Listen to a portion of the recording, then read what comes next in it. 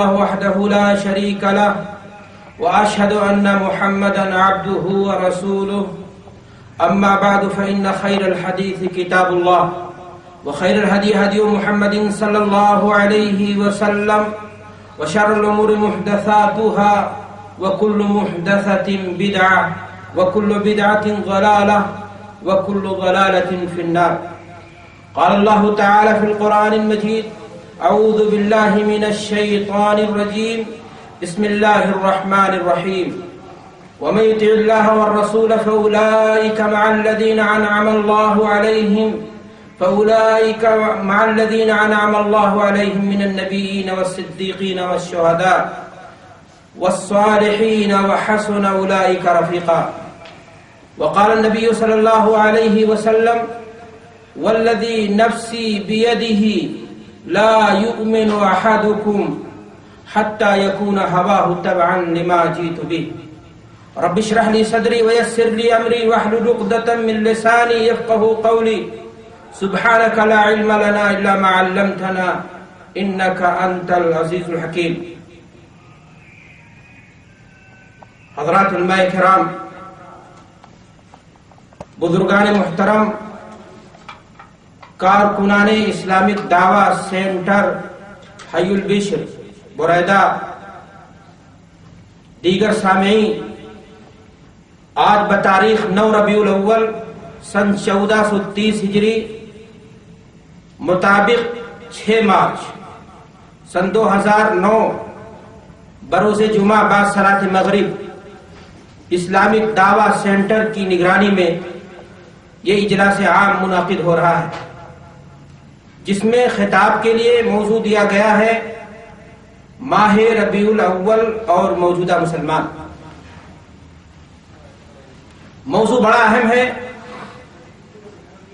اور بہت ہی وسیع ہے، کسی بھی ذی ہوش اور خرد مند انسان سے مخفی نہیں. چونکہ مہینہ بھی چل رہا ہے ربیع الاول کا، اس ناطے بھی اس موضوع کی اہمیت بڑھ جاتی ہے. اسی عظیم مقصد کے لیے آج کی یہ مجلس برپا کی گئی ہے. دعا ہے کہ پروردگار عالم ہمیں حق بات کہنے کی، سننے کی، سمجھنے کی اور اس پر عمل کرنے کی توفیق عطا فرمائے. بڑی ناانصافی ہوگی اگر میں ایسے موقع پر اپنے مخلص بھائی اور فاضل دوست ابو طاہر صاحب کا شکریہ ادا نہ کر لوں، جنہوں نے ہمارے اور آپ کے لیے حسین اور پر رونق مجلس سجائی. اللہ تعالیٰ ان کی کوششوں کو قبول فرمائے، ان کے مساعی جمیلہ کو دین حنیف کی سربلندی کا سبب بنائے. ساتھ ہی میں آپ سامعین کا بھی شکر گزار ہوں کہ آپ اور مبارکباد بھی پیش کرنا چاہتا ہوں اس بات پر کہ آپ اپنی دینی غیرت کا ثبوت دیتے ہوئے اپنے وقت اور ٹائم کو آپ نے بچا کر یہاں حاضری دی تاکہ آپ اللہ اور اس کے رسول کی کچھ باتیں سنیں. اللہ تعالیٰ آپ کی اس حاضری کو قبول فرمائے، آپ کی اس حاضری کو آپ کے لیے آخرت میں نجات کا ذریعہ بنائے، نیتوں میں اخلاص دے، عمل میں پختگی عطا فرمائے. دینی بھائیوں، دوستوں، ربیع الاول کا مہینہ اسلامی کیلنڈر یا اسلامی تقویم کا تیسرا مہینہ ہے جو ماہ سفر کے بعد شروع ہوتا ہے. اس مہینے کے تعلق سے اللہ کے رسول جناب محمد رسول اللہ صلی اللہ علیہ وسلم سے کوئی خصوصی فضیلت وارد نہیں ہوئی ہے.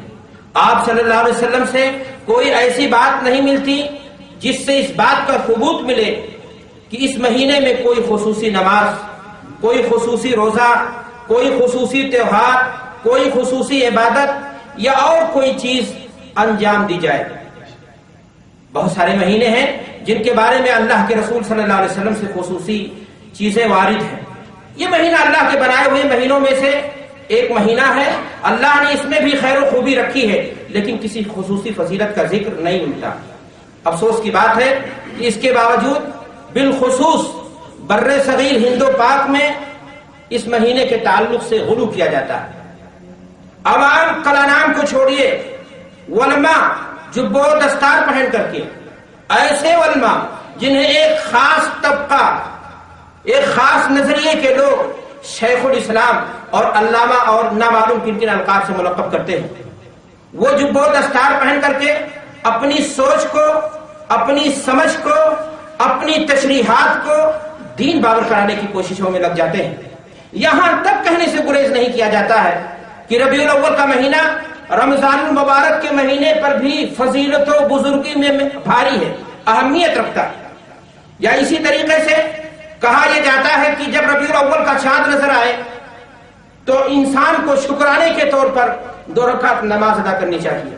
کہا یہاں تک جاتا ہے کہ جب ربیع الاول کا چاند نظر آئے تو شکرانے کے طور پر نفلی روزے رکھے جائے، ایسے تمام کام، میلاد کیے جائے، جنم دن برسی منائی جائے، وغیرہ وغیرہ، جن کا دور دور تک کتاب و سنت میں کوئی ثبوت نہیں ملتا ہے.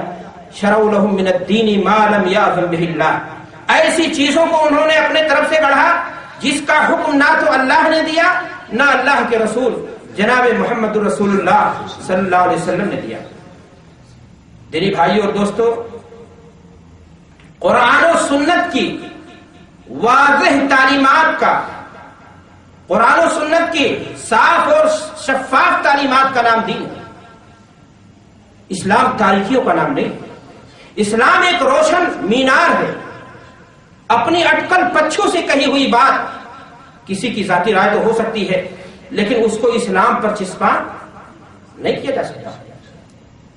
کوئی شخص اگر یہ کہتا ہے کہ رمضان المبارک کے مہینے پر اس ناطے ربیع الاول کا مہینہ بھاری ہے، فضیلت رکھتا ہے، اس لیے کہ حبیب کبریا کی ولادت باسعادت اس مہینے کے اندر ہوئی، تو میرے بھائی اور دوستو، اسے یہ سوچنا چاہیے کہ اللہ کے رسول جناب محمد رسول اللہ صلی اللہ علیہ وسلم جس دن ولادت آپ کی ہوئی، کیا وہ دن سال کے سارے دنوں پر بھاری نہیں ہوگا؟ جبکہ یہ متفقہ مسئلہ ہے کہ سال کے 12 مہینوں میں رمضان المبارک کا مہینہ سب سے سپر ہٹ مہینہ ہے، اور سال کے دنوں میں سب سے اہم دن عرفہ کا دن ہے، جس دن اللہ تبارک و تعالیٰ سمائے دنیا پر قریب ہوتا ہے، اتنے لوگوں کو جہنم سے آزاد کرتا ہے، اتنے لوگوں کو جہنم سے آزاد کر دیتا ہے کہ شیطان ہاؤ ہاؤ کرتا ہے، چیختا چلاتا ہے کہ ہم نے اتنے لوگوں کو گمراہ کیا سال بھر، اور اللہ تبارک و تعالیٰ نے ایک جھٹکے میں سب کو جہنم سے کیا کر دی؟ آزادی کر دی. میرے بھائی اور دوستو، کیا آپ نے یہ حدیث نہیں سنی اللہ کے رسول صلی اللہ علیہ وسلم کی کہ جمعہ کا دن ہفتہ کے دنوں کا کیا ہے؟ سردار ہے. اگر اللہ کے رسول جناب محمد رسول اللہ صلی اللہ علیہ وسلم کی ولادت کی بنیاد پر پورا مہینہ ربیع الاول کا رمضان المبارک جیسے مہینے پر بھاری ہو گیا، تو پھر سوموار کے دن کو ہفتہ کے دنوں کا سردار ہونا چاہیے. میرے بھائی اور دوستو، جبکہ قرآن کے مسلمہ اصول کے کیا نام ہے؟ خلاف ہے.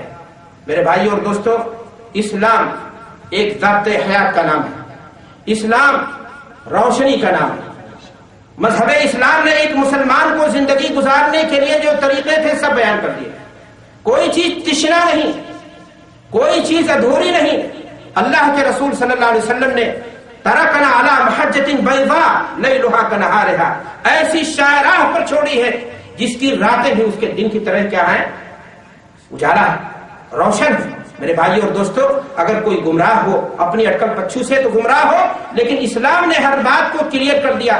اسلام نے اس بات کو بھی واضح کر دیا کہ سال کے کون کون سے دن خوشی کے دن ہوں گے اور کون کون سے دن غمی کے دن ہوں گے. کسی چیز کو تشنا نہیں چھوڑا گیا. اگر 1400 سال کے بعد کوئی شخص آتا ہے اور یہ کہتا ہے کہ سال کا فلاں دن بھی خوشی کا دن ہے اور اس خوشی کو ہم اس انداز سے جشن کے ساتھ منائیں گے، اگر کوئی شخص آتا ہے یہ کہتا ہے کہ خوشی منانے کا فلاں انداز ہم اپنائیں گے، تو میرے بھائی اور دوستو، میں یہ عرض کرنا چاہوں گا کہ یہ اس کی ذاتی رائے ہو سکتی ہے، یہ اسلام کا طریقہ نہیں ہو سکتا. وہ اللہ کے ہاں بھی ایسا انسان جواب دہ ہے گا اور لوگوں کو گمراہ کرنے کا مجرم بھی قرار پائے گا. اللہ کے رسول جناب محمد رسول اللہ صلی اللہ علیہ وسلم نے حدیث کے اندر ارشاد فرمایا، حدیث کی راویہ حضرت عائشہ صدیقہ رضی اللہ تعالی عنہا بیان فرماتی ہیں، من احدث فی امرنا ھذا ما لیس منہ فہو رد. ہمارے اس معاملے میں یعنی دین میں اگر کسی نے کوئی بات دین سمجھ کر کے، عبادت سمجھ کر کے، ثواب کا ذریعہ سمجھ کر کے، رب کو راضی کرنے کا طریقہ سمجھ کر